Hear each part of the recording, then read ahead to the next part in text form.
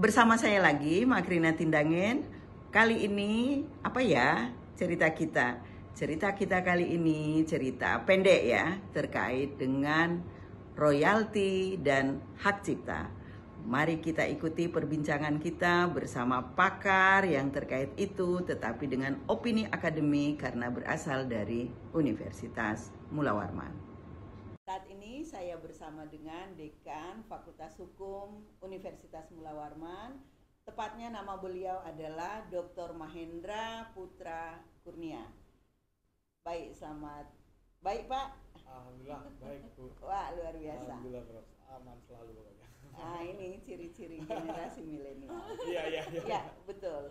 Kemudian saya ke sebelah kanan Bapak Dekan, itu adalah Ibu Dr. Emilda Kuspra Ningrum ya. Beliau adalah dosen pengajar mata kuliah Haki.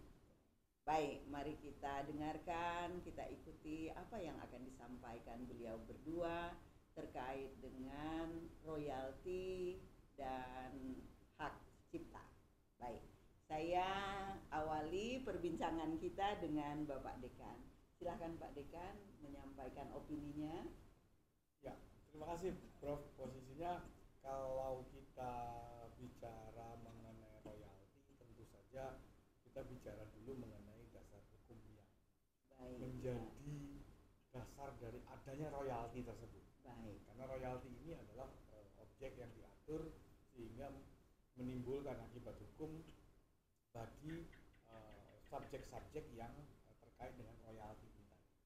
Nah, royalti ini sebenarnya pada dasarnya dia tidak hanya pada ruang lingkup seni dan budaya saja, tapi juga di berbagai macam kreativitas manusia yang lainnya itu juga ada yang bisa mendapat royalti.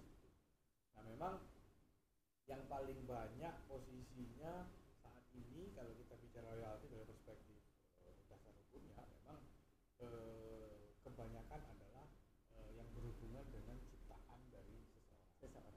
Ya. Apakah dalam bentuk lagu misalnya, dalam bentuk musik misalnya, atau dalam bentuk nada misalnya, atau dalam bentuk ciptaan-ciptaan karya seni lainnya.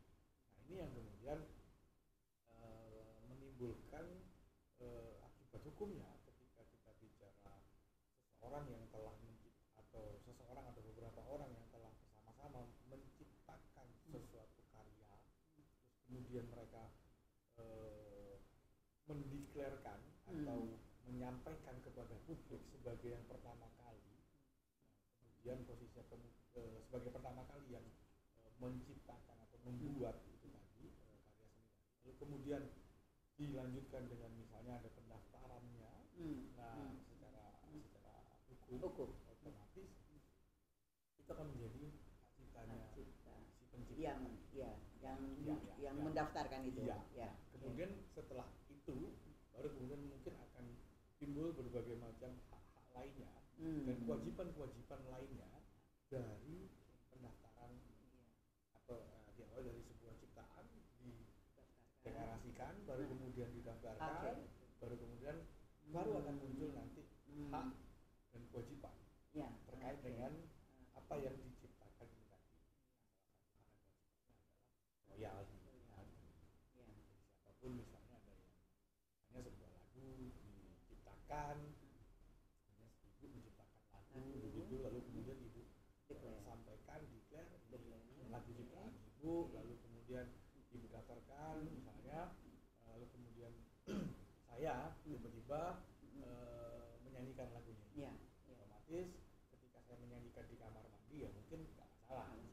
Atau saya nyanyikan di rumah saya sendiri juga nggak masalah. Nah, begitu menimbulkan akibat hukum ketika misalnya saya menyanyikan lagu ciptaan ibu di dalam sebuah konser atau di kafe atau di tempat-tempat yang kemudian itu menimbulkan hak ekonomi buat saya, menimbulkan keuntungan ekonomi buat saya. Nah, logika sederhananya kan otomatis saya mendapatkan keuntungan ekonomi dari sesuatu yang ibu ciptakan. Otomatis logika sederhana kan tentu saja ibu juga berhak dong mendapatkan nilai ekonomi tadi. Karena Karena tadi Bu, misalnya Ibu menciptakan lagu, terus saya nyanyikan sendiri dalam kamar misalnya, ya nggak masalah. Ini nggak menimbulkan akibat hukum apapun, karena saya tidak mendapatkan keuntungan ekonomis di sini. Tapi ketika saya nyanyikan terus kemudian saya mendapatkan keuntungan yang besar dari situ secara ekonomis atau mendapatkan nggak harus besar ya, tapi ada nilai ekonomis yang dari situ yang berdampak mungkin ya signifikan ya. Itu kemudian yang menimbulkan ada kewajiban saya untuk ya membayar royalti tadi. Begitu secara gampangnya begitu. Iya. Nah, mungkin nanti secara dasar hukum mungkin ke Bu Emilda ya. Lebih paham dasar-dasar hukum. Iya. Tapi ada satu pertanyaan Bu Emilda yang ingin saya setelah kita mendengarkan apa yang dideskripsikan oleh Pak Dekan, opini Pak Dekan.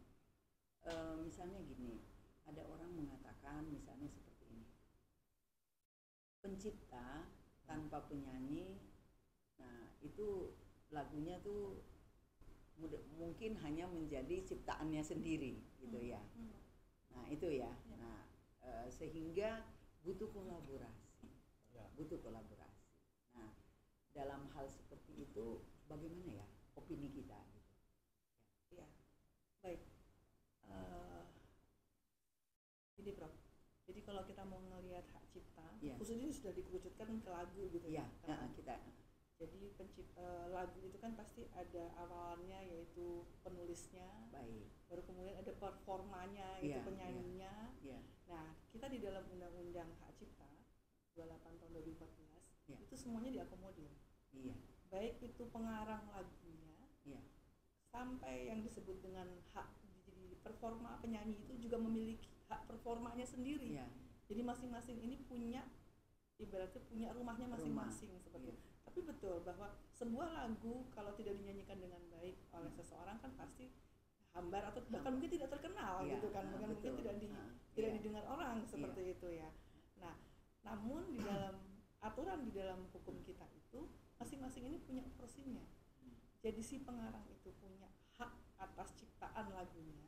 Kemudian ketika dinyanyikan oleh seorang biduan atau seorang penyanyi, dia juga punya hak atas performanya dia. Seperti itu. Jadi masing-masing punya hak ini sebetulnya. Nah, ini yang kemudian di dalam sama-sama bisa dilindungi dengan cipta seperti itu. Dilindungi di dalam perlindungan undang-undang hak cipta seperti itu, Bro.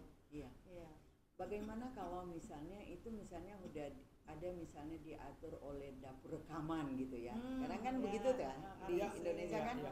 Sehingga katanya itu udah clear di dapur rekaman gitu ya. Sehingga si si pencipta tidak perlu lagi itu karena sudah ada di dapur rekaman gitu ya, sudah diatur oleh apa istilahnya lisensi ya mungkin atau itu misalnya yang berlisensi itu adalah si dapur rekaman itu ya yang memiliki lisensi produsernya ya.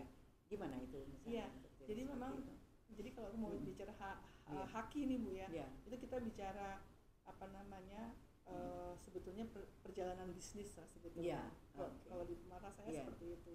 Jadi berawal dari sebuah benda, anggaplah benda ini dimiliki oleh seseorang seperti itu.